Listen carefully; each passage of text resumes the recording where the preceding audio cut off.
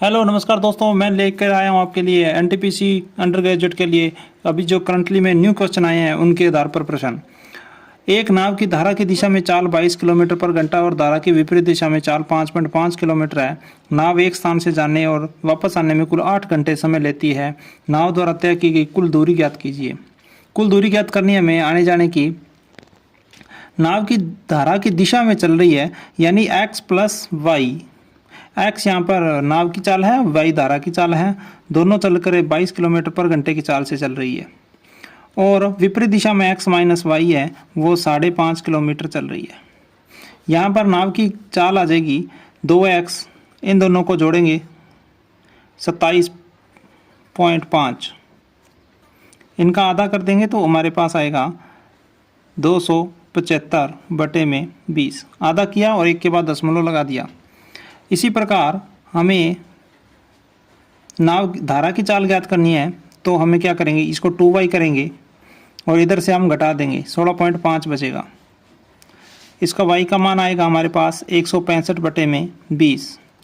ये आई नाव की चाल, ये आई धारा की चाल। हम 22 किलोमीटर जाने की है और आने की है वो 5.5 किलोमीटर की चाल दे रखी है। तो हम क्या करेंगे, दूरी x मान लेंगे। x दूरी मानी, जाते वक्त उसने 22 किलोमीटर की चाल से चला तो इतना समय हुआ।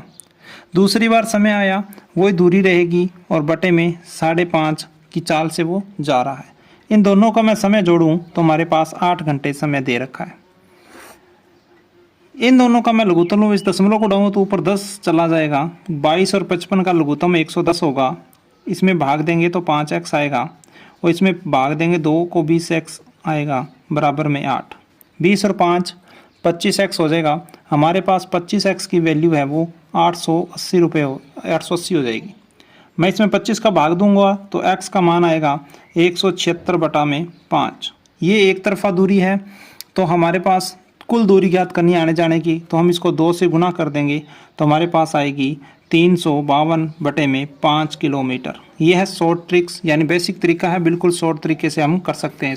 क्वेश्चन नंबर 2, 10 सेंटीमीटर भुजा वाले घन को 2 सेमी भुजा वाले घनों में काटा जाता है। सभी छोटे घनों का संपूर्ण पृष्ठीय क्षेत्रफल ज्ञात कीजिए। एक बड़ा घन है हमारे पास वर्ग के आकार का, इस प्रकार का। इसको हमने 2-2 सेंटीमीटर के टुकड़े किए हैं। ये 10 सेमी भुजा है तो इसको हम 2-2 टुकड़े करेंगे तो हमारे पास 5 घन आएंगे। 5 ऐसे और 5 ऐसे और 5 ही ऊंचाई के आधार पे, यानी हमारे पास जो घन मिलेंगे छोटे घन, उनकी संख्या 125 होगी। छोटे घन है तो 5 का हम क्यूब करेंगे तो 125 आएंगे छोटे घन।